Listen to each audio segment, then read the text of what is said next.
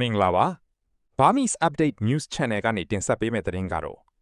DR ကွန်ဂိုက Ebola ကူးစက်မှုကိုကမ္ဘာလုံးဆိုင်ရာအရေးပေါ်အခြေအနေအဖြစ် WHO ကြီးညာဆိုတဲ့သတင်းကိုတင်ဆက်ပေးပါမယ်။ အာဖရိကတိုက်အလယ်ပိုင်းကကွန်ဂိုဒီမိုကရက်တစ်သမ္မတနိုင်ငံ DRC အီတူရီပြည်နယ်မှာဖြစ်နေတဲ့ Ebola ရောဂါကူးစက်မှုကိုကမ္ဘာလုံးဆိုင်ရာပြည်သူ့ကျန်းမာရေးအရေးပေါ်အခြေအနေအဖြစ်ကမ္ဘာ့ကျန်းမာရေးအဖွဲ့ကြီး WHO ကကြီးညာလိုက်ပါတယ်။လက်ရှိမှာလူ80တည်ဆုံးပြီးနောက်ထပ်တန်တရားလူနာ246ဦးရှိထားတဲ့အခု Ebola ကူးစက်မှုဟာကပ်ဘေးအရေးပေါ်အဆင့်အထိရောက်လောက်တဲ့အခြေအနေမျိုးတော့မတွေ့သေးဘူးလို့ဆိုပါတယ်။ဒါပေမဲ့လက်ရှိယောဂဖြစ်ပွားမှုမှာကူးစက်ခံရသူဘယ်လောက်ရှိလဲဆိုတာနဲ့ပထဝီအနေအထားအရဘယ်လောက်အထိပြန့်နှံ့နေလဲဆိုတာနဲ့ပတ်သက်ပြီးရေရာရာပြောနိုင်တာတွေမရှိသေးဘူးလို့ WHO ညွှန်ကြားရေးမှူးချုပ်ဒေါက်တာ Tedros Adhanom Ghebreyesus ကပြောပါတယ်။လက်ရှိမှာကူးစက်မှုဖြစ်နေတဲ့ Ebola ဗိုင်းရပ်စ်ဟာမျိုးဗီဇကွဲပိုးတစ်မျိုးဖြစ်နေပြီးအဲ့ဒီမျိုးကွဲပိုးအတွက်ကုသဖို့အတည်ပြုထားတဲ့ဆေးမရှိသေးပါဘူး။အခုတော့ Ebola ကူးစက်မှုဖြစ်တယ်လို့တပ်ဖွဲ့အတည်ပြုထားတာ၈ခုရှိပြီးပြည်နယ်မျိုးတော်အီတူရီနဲ့ရွှေတွင်းမျိုးတွေဖြစ်တဲ့မွန်ဂွာနူနဲ့ရမ်ပါရာတို့မှာကူးစက်တန်တရားလူနာအများဆုံးတွေ့ထားတယ်လို့လေ WHO ကပြောပါတယ်။ယူဂန်ဒါနိုင်ငံမှာလေဗိုင်းရပ်စ်ကူးစက်ခံရမှုကြောင့်အသက်59နှစ်အရွယ်ယူသားတယောက်ကြာတာပတိနေ့တုန်းကတည်ဆုံးခဲ့တယ်လို့အာဏာပိုင်တွေကပြောပါတယ်။လက်ရှိမှာကွန်ဂိုနဲ့လူကုန်ခရီးသွားအဝင်အထွက်ရှိတဲ့နေဆက်ထိဆက်နိုင်ငံတွေကိုလေကူးစက်မှုပြန့်နှံ့နိုင်တဲ့အန်တီရရှိနိုင်ငံတွေအဖြစ်မှတ်ယူထားပါတယ်။ WHO အဖွဲ့ကြီးကတော့ကွန်ဂိုနဲ့ယူဂန်ဒါနိုင်ငံတွေအနေနဲ့ရောဂါစောင့်ကြည့်ထိန်းချုပ်ခြေရာခံစင်တာတွေအရေးပေါ်ထားဖို့အကြံပြုထား။ဆက်လက်တင်ဆက်ပေးမယ့်သတင်းကတော့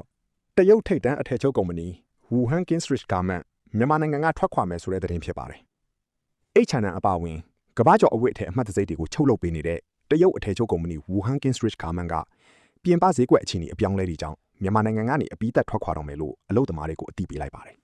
။ဒီကုမ္ပဏီကဇွန်လကုန်မှာအပြီးသက်ထွက်ခွာမှာဖြစ်လို့အလုပ်သမားတွေကိုတလကြိုတင်အသိပေးခဲ့တာဖြစ်ပါတယ်။ကုမ္ပဏီရဲ့ကမ္ဘာလုံးဆိုင်ရာမဟာဗျူဟာစီမံကိန်းတွေကိုပြန်လည်သုံးသပ်မှုပြင်ပဈေးကွက်အခြေအနေတွေအပြောင်းလဲကြောင်းစီမံခန့်ခွဲမှုအဖွဲ့ကတေချာစွာစနစ်တကျသုံးသပ်ပြီးမှဆုံးဖြတ်ခဲ့တာလို့ဆိုပါတယ်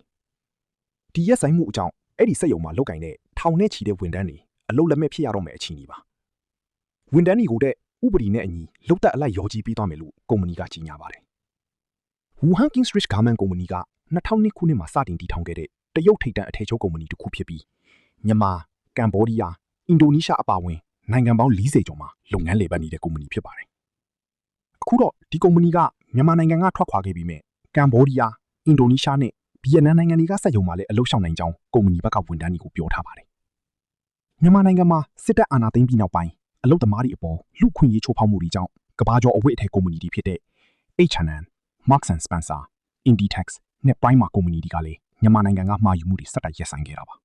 ။ဒီလိုရပ်ဆိုင်မှုတွေရဲ့နောက်ဆက်တွဲအနေနဲ့မြန်မာနိုင်ငံမှာရှိနေတဲ့အထည်ချုပ်ကုမ္ပဏီတွေကိုအထည်အမှားစာရရှိမှုတွေလျော့ကျလာပြီးလုပ်ငန်းလည်ပတ်ဖို့အခက်တွေ့လာကြတယ်လို့လုပ်ငန်းရှင်တွေဘက်ကအစောပိုင်းကတည်းကပြောထားပါတယ်။